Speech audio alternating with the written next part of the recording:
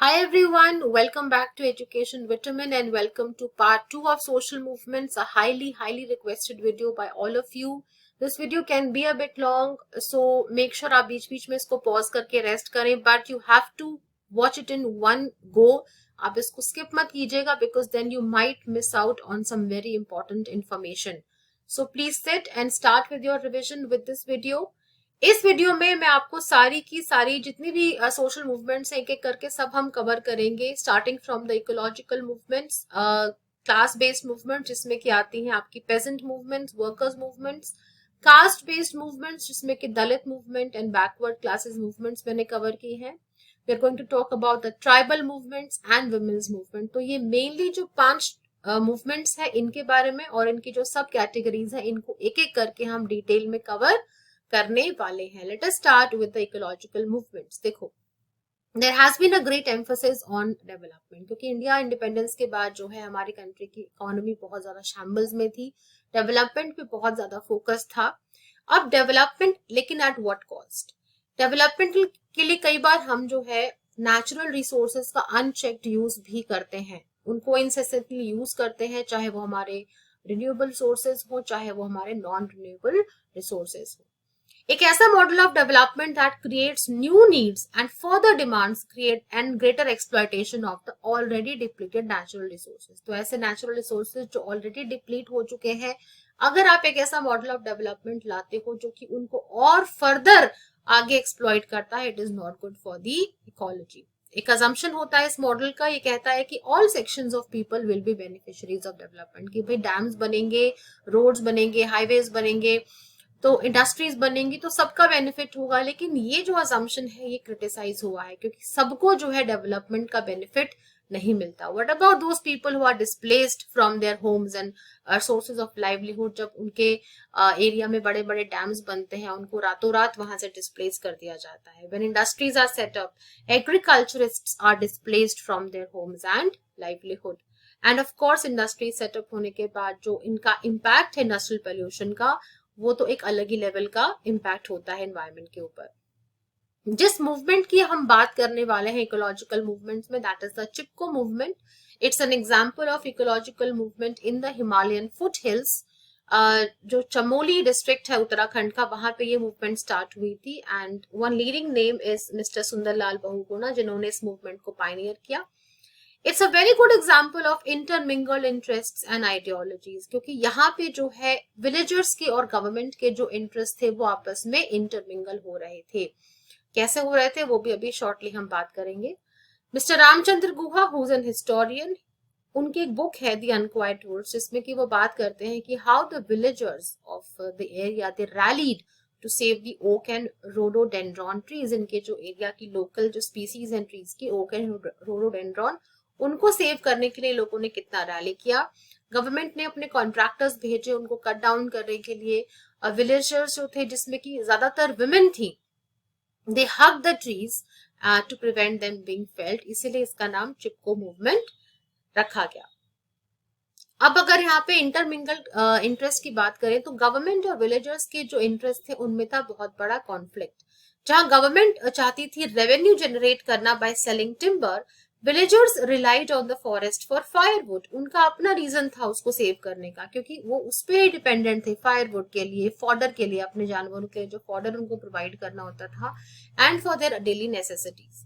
Government जो थी बात कर रही थी इकोनॉमी ऑफ प्रॉफिट की, लेकिन वहीं विलेजर्स बात कर रहे थे इकोनॉमी ऑफ सब्सिस्टेंस की, बिकॉज उनका तो एग्जिस्टेंस ही फॉरेस्ट पे डिपेंड करता है. So the government was talking about it's commercial and capitalist interests. Chipko movement की अगर बात करें तो मेनली 2 इश्यूज इसने खड़े किए. One was the issue of social inequality, villagers versus the government. Of course यहाँ गवर्नमेंट का पलड़ा भारी था, because villagers were, they stood nowhere in front of the government. There was a social inequality. हालांकि दोनों का इंटरेस्ट क्लैश था, लेकिन विलेजर्स की स्टैंडिंग कुछ भी नहीं थी गवर्नमेंट के आगे.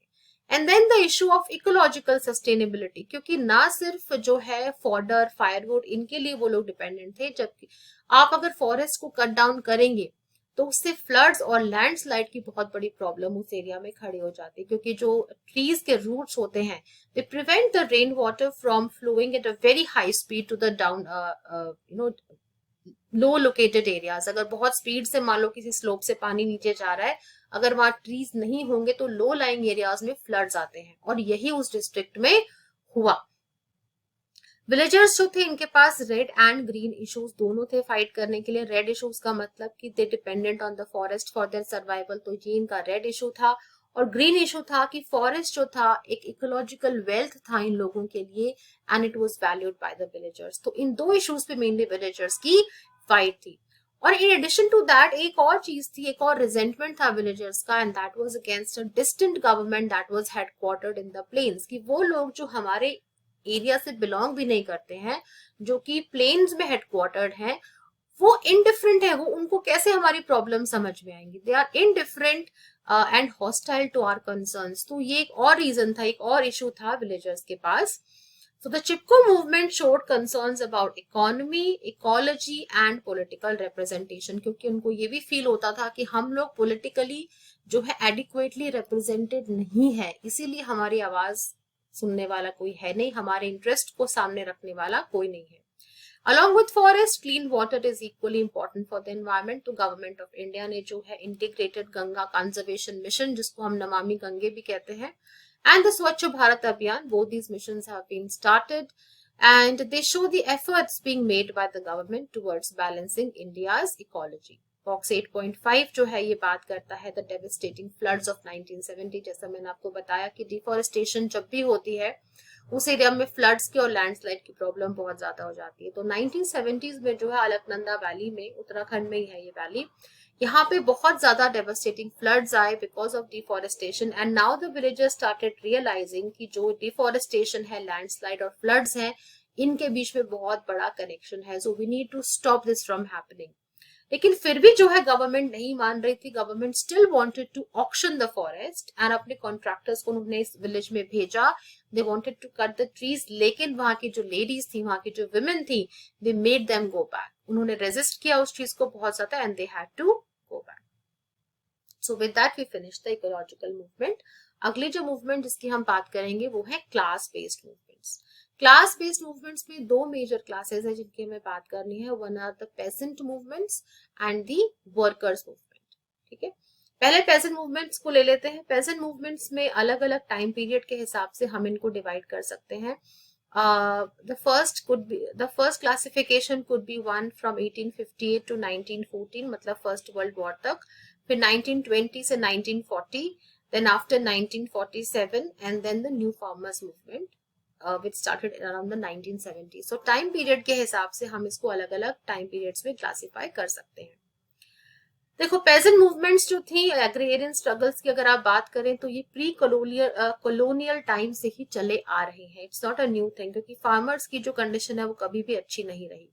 मूवमेंट्स जो थी बिटवीन 1858 एंड 1914, पहले इनकी बात कर लेते हैं कि इस टाइम पे एग्जैक्टली क्या हुआ था। कोई बहुत बड़ी मूवमेंट एज सच स्टार्ट नहीं हुई थी, जितने भी प्रोटेस्ट थे दे वर लोकलाइज्ड, मतलब किसी एक एरिया में कहीं कोई प्रोटेस्ट हो गया, disjointed and confined to particular grievance, कि किसी का कोई इशू है, किसी का कोई इशू है। It was not like a coherent effort, कोई एक बहुत बड़े लेवल की मूवमेंट स्टार्ट नहीं हो पाई। इसमें आपका बंगाल रिवोल्ट आता है 1859 टू 62 का, जिसे नील विद्रोह भी कहा जाता था। It was against Indigo plantation system. Britishers जो थे उस एरिया के जो प्लांटर्स थे उनको बोलते थे कि आप इंडिगो उगाइए, इट इज अ डाई। उसकी बहुत ज्यादा डिमांड थी जो है ब्रिटेन में और बाकी कंट्रीज में। तो इन लोगों को जबरदस्ती फूड ग्रेन्स ना उगाया देने जाके इनको बोला जाता था कि आप इंडिगो ही उगाएंगे और कोई प्लांट आप नहीं उगाएंगे।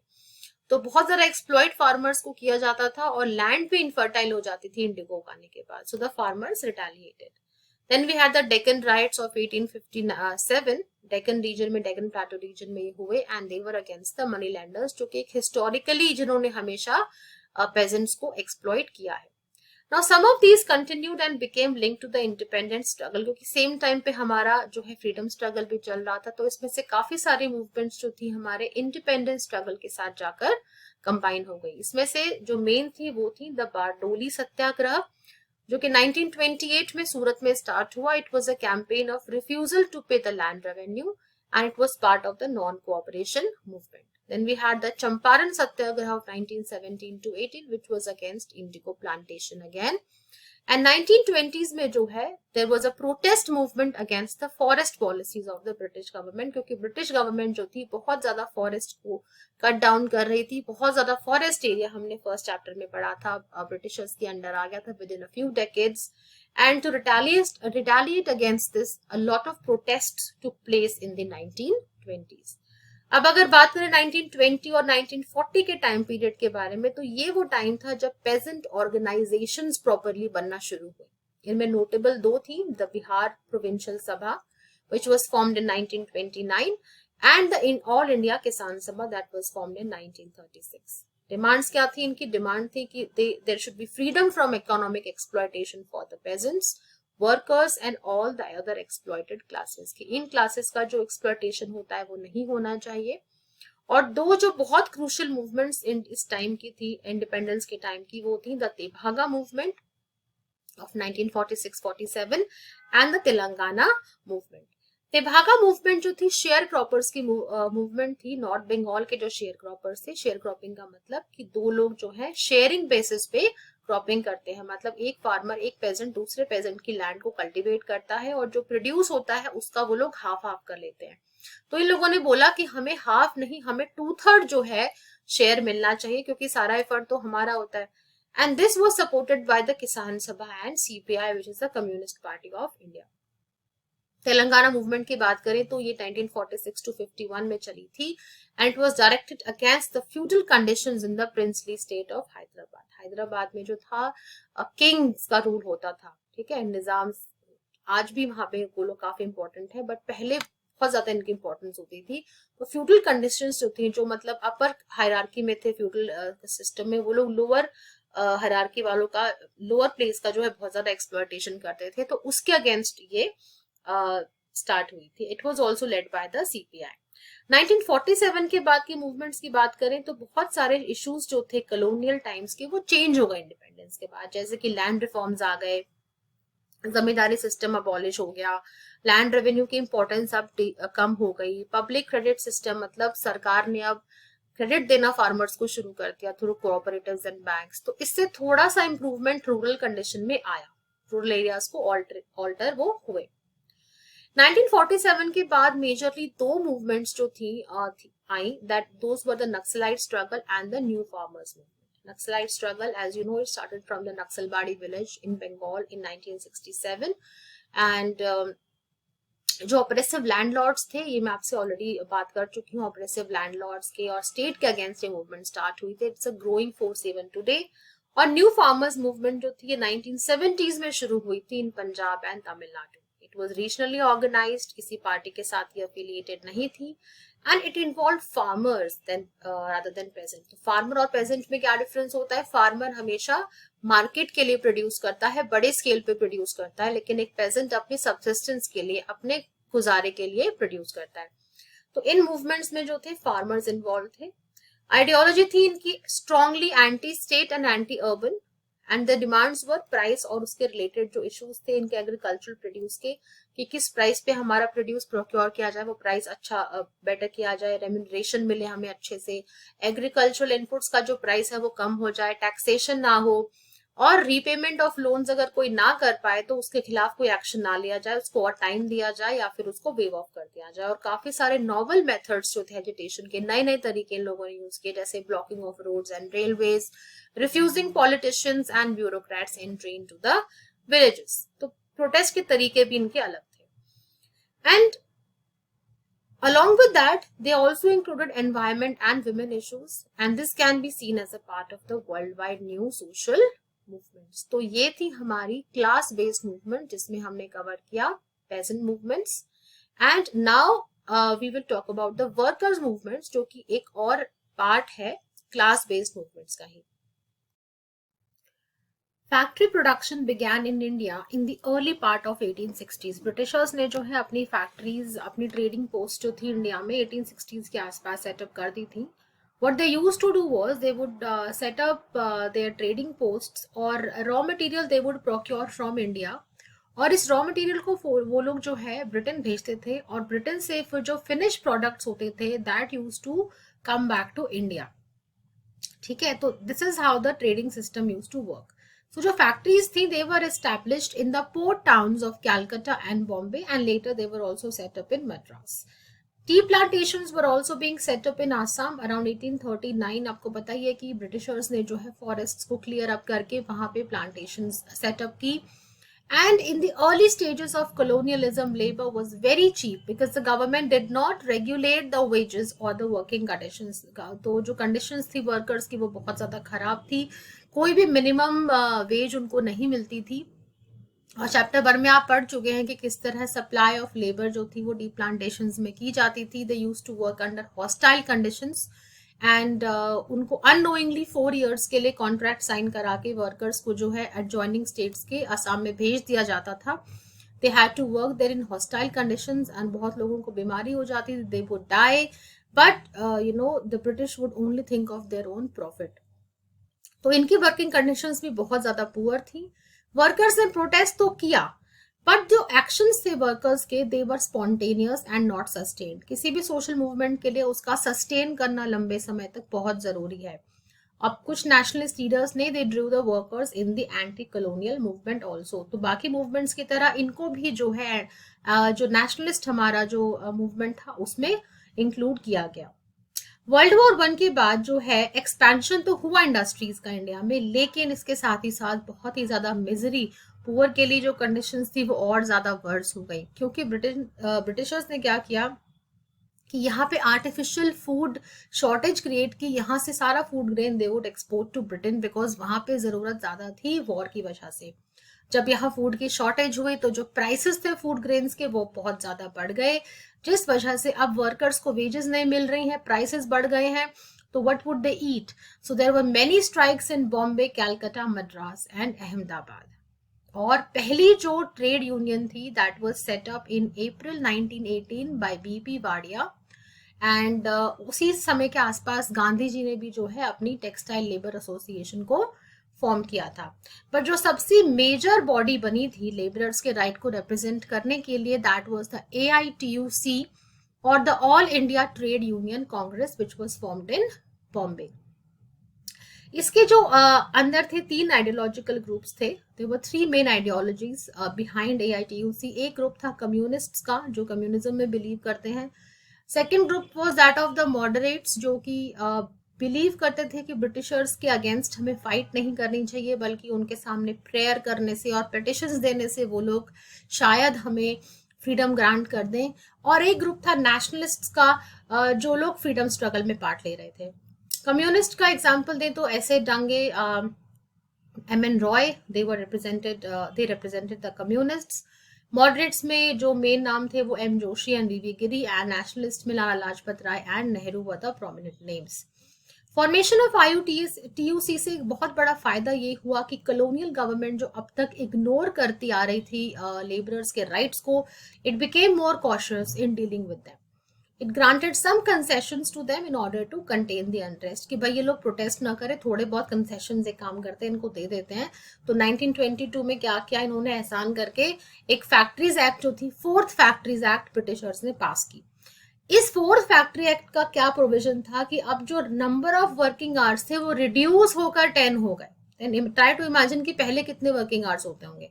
सो they reduce the number of work hours to 10. साथ ही साथ 1926 में ट्रेड यूनियन एक्ट पास हुई जिसने ये कंपलसरी किया कि सारे जो भी ट्रेड यूनियन बनेंगे उनको रजिस्ट्रेशन कराना अपना जरूरी होगा. And some regulations were also proposed by them. Mid 1920s में about 200 trade organizations were affiliated. Trade unions were affiliated to AITUC और इसकी मेंबरशिप कुछ 2.5 लाख के आसपास थी, 2,50,000. During the last few years of the British rule, communists जो थे वो ज्यादा they gained an upper hand. बाकी आइडियोलॉजीज के कंपैरिजन में INC ने जो है अपनी अलग से एक ट्रेड यूनियन बना ली, call the Indian National Trade union Congress in 1947. बहुत सारे स्प्लिट्स हो गए बेसिकली AITUC में, और जो वर्किंग क्लास थी वो नेशनल और रीजनल लेवल पे डिवाइड हो गई. रीजनल पार्टीज ने भी अपनी अपनी जो है यूनियंस बना ली बाय द लेट 1960s. 1966-67 में एक बहुत ही मेजर रिसेशन आया जिसकी वजह से फर्दर जो था प्रोडक्शन डिक्लाइन हुआ और एम्प्लॉयमेंट भी बहुत ज्यादा डिक्लाइन हो गई, जिसकी वजह से फिर से एक बार एक जनरल अनरेस्ट आ गया पॉपुलेशन में. 74 में हुई एक मेजर रेलवे वर्कर्स की स्ट्राइक, और 75 टू 77 जो इमरजेंसी पीरियड था, वहां पे government curved all the trade union activities, लेकिन ये शॉर्ट लिव्ड था, ज्यादा समय के लिए नहीं था। तो कंटेम्प्रेरी वर्ल्ड में अगर हम देखें, ग्लोबलाइजेशन है वो अफेक्ट करती है लेबर्स को, and there are new challenges before the trade unions to handle. Now, after the class-based movements, now let us talk about the caste-based movements. Caste-based में दो तरह की movement prominent है, the Dalit movement and the backward class movement. And then upper class का caste का क्या response रहा? Dalit movement की बात करें तो कुछ there are a few introductory lines written in your book under this heading, which show the anger of the Dalits and the low caste against their oppressors. In lines को आप जब पढ़ेंगे तो उनमें कितना गुस्सा अंदर ही अंदर भरा हुआ था, how they wanted to put an end to this exploitation, वो आपको पता लगेगा। दलित की जो सोशल मूवमेंट है उसका एक स्पेशल कैरेक्टर है, क्योंकि इसको आप सिर्फ इकोनॉमिक या पॉलिटिकल पर्सपेक्टिव से एक्सप्लेन नहीं कर सकते। यस, इट इज ट्रू कि इनका इकोनॉमिक और पॉलिटिकल एक्सप्लॉयटेशन हुआ, but it is not a sufficient perspective. इनका जो स्ट्रगल था वो था to be recognised as a fellow human being, for their self confidence, abolishment of stigmatisation, जो इनको अनटचेबल लोगों ने टाइटल दे दिया था कि you can not touch them, इनको टच करेंगे तो वी विल गेट पोल्यूटेड, इस नोशन के खिलाफ जो था इनका स्ट्रगल था। It was a struggle to be touched, एक बेसिक ह्यूमन राइट जिसे हम फॉर ग्रांटेड लेते हैं, इनका स्ट्रगल उसके लिए था। दलित जो वर्ड है, it refers to those who have been broken and ground down. दल किसी को पैरों के नीचे कुचले जाना, उसको दलित कहते हैं। दलना, किसी को अपने पैरों के नीचे दलना, means to ground down someone by those above them in a deliberate way. आपसे जो ऊपर है कास्ट हायरार्की में, जब आपको वो ऑप्रेस कर देते हैं, पूरी तरह से कुचल देते हैं, that is what the word Dalit shows. और इसी वर्ड में जो है एक डिनाइल है, किस चीज का डिनाइल है, ये लोग किस चीज को एक्सेप्ट नहीं करना चाहते, पोल्यूशन के कंसेप्ट को। जो आप कहते हैं अपर कास्ट प्योर है और लोअर कास्ट दलित्स जो है पोल्यूटेड है, they want to challenge that notion.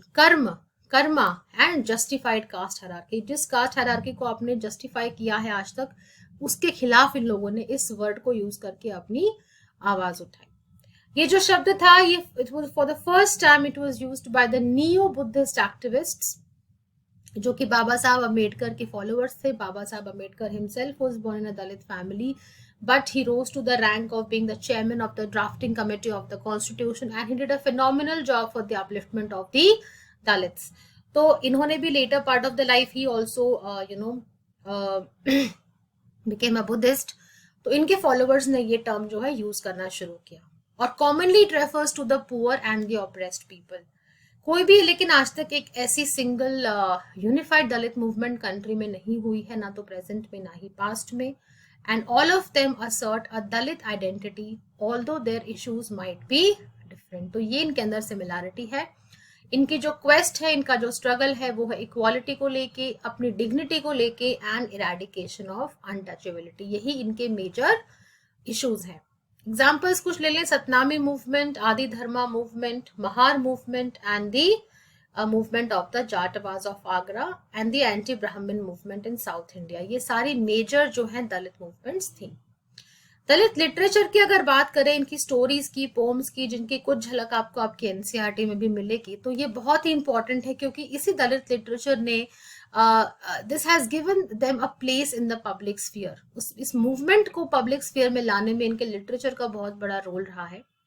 And this literature is squarely opposed to the Chaturvarna system or the four Varna system, जिसमें कि ब्राह्मण टॉप में हायरार्की में, then Kshatriyas, then वैश्यास, and then Shudras.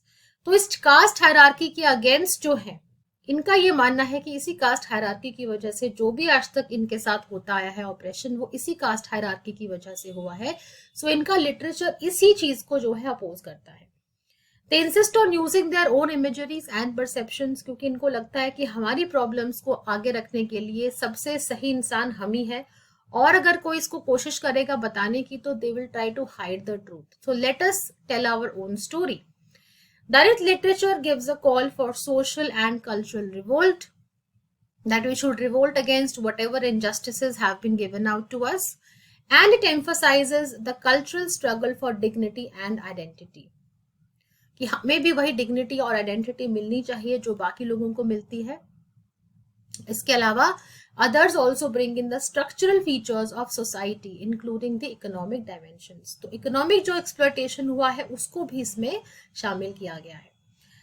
Box 8.9 में एक अननोन पोट की pome है 1890s में लिखी गई, जिसमें कि वो अपने फेलो महार्स की, महार एक कम्युनिटी होती है दलित्स की, उसकी सिचुएशन बताते हैं, जिसमें कि बहुत ही ज़्यादा सॉरी स्टेट ऑफ अफेयर्स में उनकी फैमिली, उनके बच्चे, उनकी वाइफ जो उनके साथ होता है उसको उन्होंने डिस्क्राइब करने की कोशिश की है.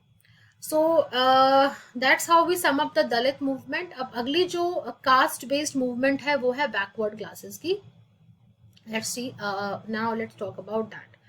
तो बैकवर्ड क्लास मूवमेंट्स की अगर बात करें तो इसकी जो इमर्जेंस है इन बैकवर्ड क्लासेस का, जो ओरिजिनेट जब ये हुई थी एज पॉलिटिकल एंटिटीज, ये कॉलोनियल टाइम और पोस्ट कॉलोनियल टाइम दोनों में ही हुआ है. मतलब ब्रिटिशर्स के टाइम पे और उसके बाद भी इनका राइज हुआ है.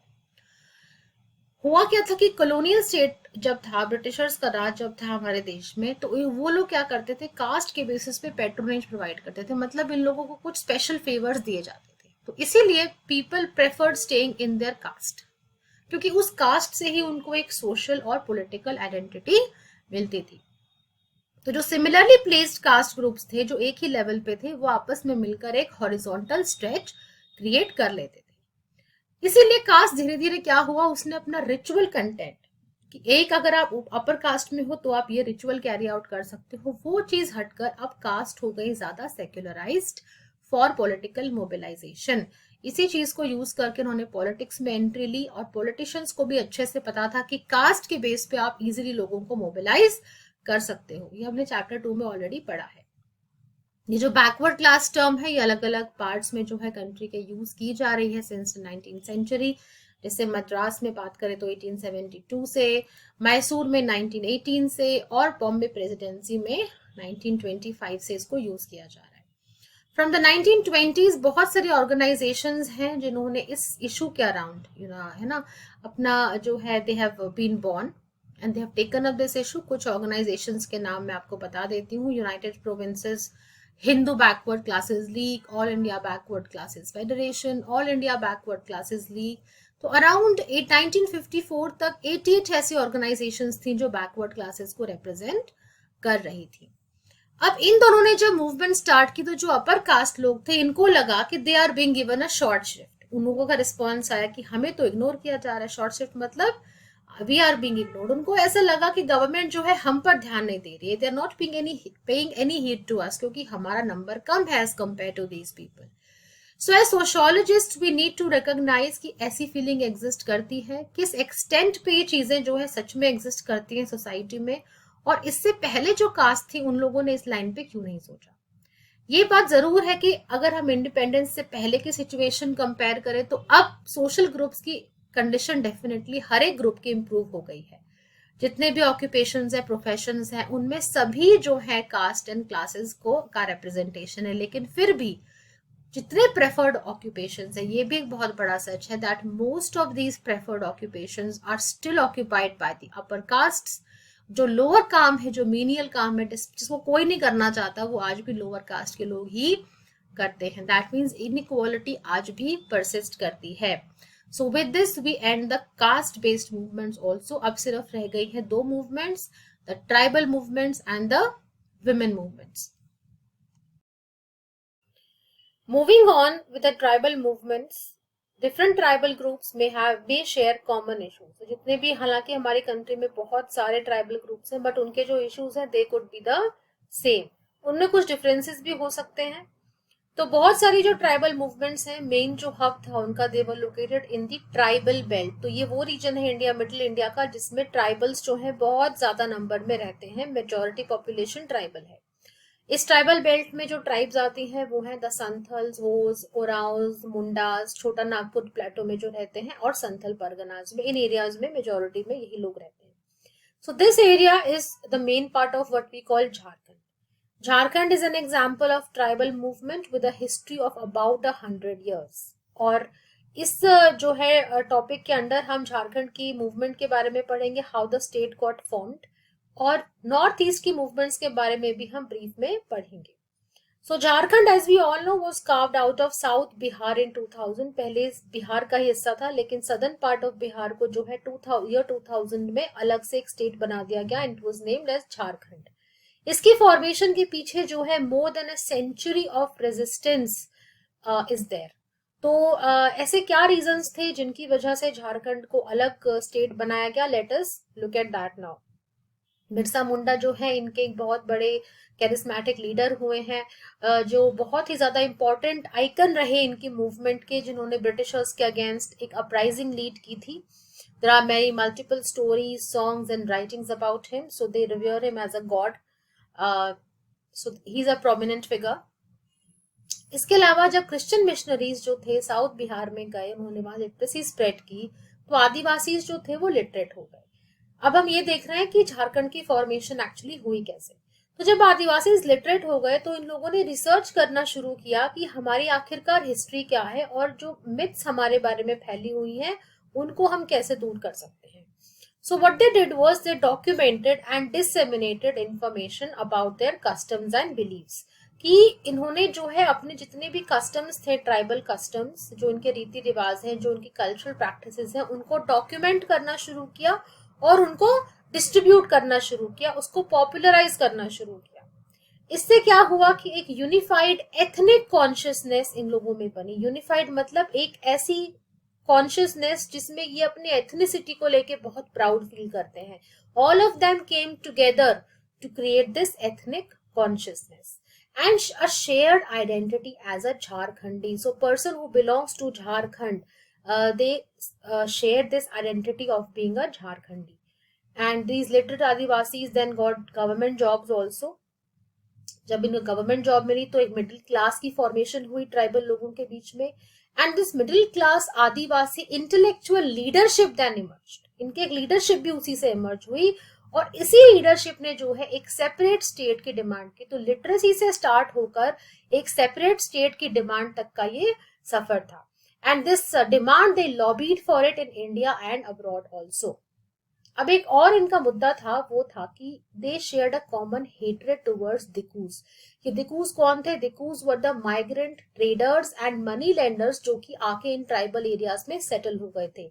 ये लोग उस एरिया से बिलोंग नहीं करते थे, लेकिन जब ब्रिटिशर्स ने फॉरेस्ट क्लियर अप किए, रोड्स बनाए, कनेक्टिविटी बढ़ गई, तो प्लेन एरिया से जो ट्रेडर्स और मनी लेंडर्स हैं वो एक्सप्लॉइट करने पहुंच गए इन ट्राइबल्स को. वहां जाकर इनको लोन्स देते थे बहुत हैवी इंटरेस्ट पे.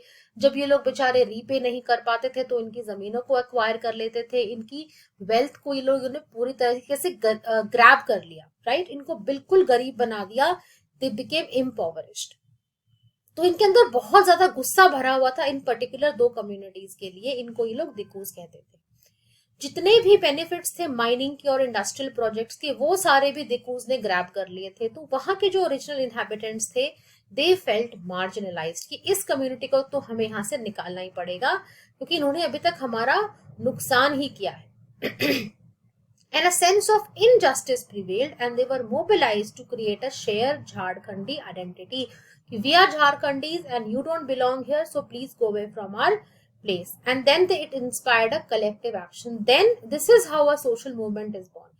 पहले आपकी collective consciousness आती है, all of you feel that you belong to a certain group, then you take collective action, और जब वो collective action बहुत time तक sustained रहता है, that is what gives rise to a social movement. तो इसी से इवेंचुअली एक सेपरेट स्टेट का फॉर्मेशन झारखंड में हो पाया. इसके अलावा क्या क्या इश्यूज थे जो इनके लीडर्स डिमांड कर रहे थे? सबसे पहले एक्विजिशन ऑफ लैंड. जो सरकार एक्वायर कर रही थी लैंड को इरिगेशन प्रोजेक्ट्स के लिए, फायरिंग रेंजेस के लिए, उनके अगेंस्ट ये लोग अपनी आवाज उठाते थे. जो सर्वे एंड सेटलमेंट ऑपरेशंस थे, कैंप्स बंद हो गए थे, उनके खिलाफ इन्होंने अपनी आवाज उठाई. लोन्स का collection, rent and cooperative dues, इसको इन्होंने रेजिस्ट किया. और फॉरेस्ट प्रोड्यूस की नेशनलाइजेशन को इन्होंने बॉयकॉट किया, बिकॉज इनका कहना था कि फॉरेस्ट हमारा घर है, we have been using it since centuries, तो आप इसको अगर नेशनलाइज कर दोगे, you are going to exploit our forest also, तो हम लोग कहाँ जाएंगे. So you should not nationalise the forest produce. ये तो बात हो गई झारखंड की और उसकी फॉर्मेशन की और उनकी क्या डिमांड थी. Now let's talk about the north east. तो आपको पता ही है इंडिपेंडेंस के बाद लिंग्विस्टिक बेसिस पे जो है हमारी स्टेट्स की रीऑर्गेनाइजेशन हुई. तो जिस एरिया में जो लैंग्वेज ज्यादा बोली जाती थी उसके हिसाब से वहां पर एक स्टेट को फॉर्म कर दिया गया। तो जब भी इनिशिएशन हुई तो इससे जो है जितने भी ये हिल डिस्ट्रिक्ट्स थे इस रीजन के नॉर्थ ईस्ट के, वहां पे एक जनरल डिसेंट हुआ, क्योंकि इन्होंने देखा कि हमारी जो आइडेंटिटी है वो बहुत अलग है और हम लोग आसाम का हिस्सा, क्योंकि इन सारे स्टेट्स को जिनको आज हम सेवन सिस्टर्स कहते हैं, इनका एक स्टेट बनने जा रहा था, which was Assam. So they were being incorporated into Assam. इन्होंने कहा कि नहीं, we have a distinct identity, we want our autonomy and we will not get incorporated into one single state. तो एक पैराग्राफ आपको दिया हुआ है, इसमें बता रखा है कि जो ट्राइबल्स थे, जब इनका कांटेक्ट हुआ एक पावरफुल एलियन सिस्टम के साथ, क्योंकि ये अपने आप को जो है यूनिक समझते हैं अपनी आइडेंटिटी को, तो इनके लिए बाकी सब लोग एलियन की तरह ही थे। इनके अंदर एक राइज हुआ अपनी एथनिसिटी को लेकर and they were isolated from the Indian main stream बहुत टाइम से, क्योंकि इनका कोई कांटेक्ट नहीं था, वहां पे कोई रोड्स कनेक्टिविटी नहीं थी। तो इनका जो अपना सोशल वर्ल्ड व्यू था, जो कल्चरल इंस्टीट्यूशंस थे, वो बहुत यूनिक थे। तो पहले तो इनका जो व्यू था, जो इनकी डिमांड थी, वो सेसेशनिज्म थी, मतलब they wanted to separate from India. लेकिन gradually it was replaced by autonomy within the Indian constitution, कि हम इंडिया का ही हिस्सा रहना चाहते हैं लेकिन हमें ऑटोनॉमी दी जाए, हमारे सेपरेट स्टेट्स जो हैं बनाए जाए, हम एक ही स्टेट का हिस्सा जो है नहीं बनने वाले। जो की इश्यूज थे इनके, जिन्होंने ट्राइबल मूवमेंट्स को बाइंड किया, वो थे alienation of the tribal from the forest lands, and this you are well aware of कि ब्रिटिशर्स ने कैसे जो है इन बेचारों की एंट्री तक बैन कर दी थी फॉरेस्ट के अंदर। तो वहीं से इनका डिसेंट शुरू हुआ and eventually they had there states of their own. तो यहाँ भी इकोलॉजिकल इश्यूज जो हैं वो सेंट्रल है ट्राइबल मूवमेंट्स के, क्योंकि शुरुआत वहीं से इनकी हुई थी। So now we have come to the last movement, which is the women's movement, and इसके बाद we will finish the chapter. तो ये स्टार्ट होता है 19th century social reform movement से, वहीं से शुरुआत हुई थी वुमेन लिबरेशन की। जितने भी उस टाइम पे इविल प्रैक्टिसेस थी, चाहे सती हो, चाहे विडो रीमैरिज को ना अलाउ करना हो, चाहे चाइल्ड मैरिज हो, there were reform movements against that, right. ये हमने चैप्टर 2 में ऑलरेडी पढ़ लिया है। लेकिन प्रॉपर कोई ऐसी ऑर्गेनाइजेशन नहीं थी जो वुमेन्स के राइट को रिप्रेजेंट करे। अर्ली 20th सेंचुरी में ऐसे कुछ ऑर्गेनाइजेशंस का बर्थ हुआ, नेशनल और लोकल लेवल पे। इससे पहले कुछ ऐसा नहीं था। Some of these organisations were the Women's India Association, All India Women's Conference and National Council for Women in India. इनके ईयर्स ऑफ फॉर्मेशन मैंने लिखे हुए हैं, you can take a screenshot. धीरे धीरे जो ये ऑर्गेनाइजेशंस है, इनका स्कोप बढ़ता गया, और कुछ लोग बोलते हैं कि ये जो टाइम था ये एक्चुअली सोशल मूवमेंट्स नहीं थी, लेकिन कुछ ऐसे कैरेक्टरिस्टिक्स थे मूवमेंट्स के जो इनको एक सोशल मूवमेंट बनाते थे। जैसे कि ऑर्गेनाइजेशन थी, एक शेयर्ड इनकी आइडियोलॉजी थी, लीडरशिप भी थी इनके पास, एक शेयर्ड अंडरस्टैंडिंग थी, और एक एम था to bring about a change on a public issue. साथ ही साथ they succeeded in creating an atmosphere where the women's questions could not be ignored any longer. तो ये सारे characteristics इन मूवमेंट में थे, इसलिए इनको हम सोशल मूवमेंट का पीरियड भी कह सकते हैं। अब देखो, ऐसा नहीं है कि वुमेन जो इन्वॉल्वमेंट थी सोशल मूवमेंट में वो सिर्फ मिडिल क्लास एजुकेटेड वुमेन की थी, ऐसा नहीं था। जितनी भी ट्राइबल और रूरल एरियाज के वुमेन थी, they also use to equally participate in the struggles and revolts. हम चिपको मूवमेंट में देख चुके हैं, ट्राइबल मूवमेंट में देख चुके हैं कि उनका रोल भी उतना ही होता था जितना मेन का होता था। चाहे आप तेभागा मूवमेंट की बात करें, तेलंगाना मूवमेंट की बात करें, या वर्ली ट्राइबल रिवोल्ट की बात करें, women played a very crucial role. लेकिन 1947 के बाद क्या हुआ? इन मूवमेंट्स में थोड़ा सा जो है लैग आ गया, क्योंकि बहुत सारी वुमेन एक्टिविस्ट जो थी वो नेशनल मूवमेंट का भी पार्ट थी। तो वो इंडिपेंडेंस के बाद नेशन बिल्डिंग के जो टास्क था, देश को दोबारा से खड़ा करने का, देश को दोबारा बनाने का जो टास्क था, उसमें वो बिजी हो गई। और पार्टीशन का जो ट्रॉमा था वो इतना गहरा था कि कुछ समय के लिए इन मूवमेंट्स पे कह सकते हैं एक रोक लग गई, इनकी स्पीड थोड़ी कम हो गई। लेकिन फिर से 1970s के बीच में, मिड 1970s, एक रिन्यूअल हुआ इन वुमेन्स मूवमेंट का इंडिया में। This is also called the second phase of the Indian women's movement. यहाँ पे क्या हुआ, चेंज आया। चेंज किस टर्म्स में आया, एक तो ऑर्गेनाइजेशनल स्ट्रैटेजी की फॉर्म में चेंज आया और दूसरा आइडियोलॉजी की फॉर्म में चेंज आया। ऑर्गेनाइजेशनल में क्या चेंज आया स्ट्रैटेजी में, पहले तो जो पहले मूवमेंट्स थी वो पॉलिटिकल पार्टीज के अंदर आती थी, पॉलिटिकल पार्टीज उन्हें कंट्रोल करती थी। लेकिन अब ये जो सेकेंड फेज आया इसमें ऑटोनोमस मूवमेंट्स की ग्रोथ बहुत ज्यादा हुई। They were independent of the political parties, क्योंकि पॉलिटिकल पार्टीज क्या करती थी, they tended to marginalise women issue. तो इन्होंने देखा कि अगर हम पॉलिटिकल पार्टी से एफिलिएट रहेंगे तो हमारे इश्यूज को कोई आगे रखेगा नहीं, वो अपने इश्यूज को आगे रखते जाएंगे। सो सबसे पहले इन्होंने खुद को पॉलिटिकल पार्टी से अलग कर लिया। और इश्यूज में क्या चेंज आया, इश्यूज बहुत सारे इश्यूज है, जैसे वायलेंस अगेंस्ट वुमेन है उसको लिया गया। आप देखेंगे आजकल स्कूल फॉर्म जब भरे जाते हैं तो उसमें मदर एंड फादर दोनों का नाम होता है, पहले ऐसा नहीं होता था, राइट। ये सोशल मूवमेंट्स की वजह से, वुमेन सोशल मूवमेंट्स की वजह से ये चेंजेस आए हैं। जो लैंड राइट्स हैं, पहले लड़कियों को फादर की प्रॉपर्टी इनहेरिट करने का राइट नहीं था, लेकिन अब है। एम्प्लॉयमेंट में जो जो चेंजेस आए हैं, equal pay for equal work, right against sexual harassment, dowry, ये सारे राइट्स जो है इन्हीं सोशल मूवमेंट्स की वजह से बने हैं वुमेन के फेवर में। A recognition that while women are in some way disadvantaged vis-a-vis men, all women do not suffer the same level up। तो एक ये भी रिकॉग्निशन है कि सब औरतें भी, सब वुमेन के साथ भी एक तरह का डिस्क्रिमिनेशन नहीं होता। एक एजुकेटेड मिडिल क्लास वुमेन की जो प्रॉब्लम्स है वो बहुत अलग होती है एक पेजेंट वुमेन से। एक दलित वुमेन की जो है वो अपर कास्ट वुमेन से बहुत अलग प्रॉब्लम्स होती हैं। So within women also there are differences. And men and women are also constrained by their gender identities, क्योंकि हमारी सोसाइटी में क्या बोला जाता है, मेन को बोला जाता है कि you have to be strong and successful, it's a patriarchal society, right, you can't express your self emotionally. तो ये जेंडर आइडेंटिटी ऐसी क्रिएट कर दी जाती है कि जो आगे जाके इनइक्वालिटी का रूप ले लेती है। So we should make sure कि एक जेंडर जस्ट सोसाइटी बने जहां both men and women are free, हर तरह का इनजस्टिस एंड हो।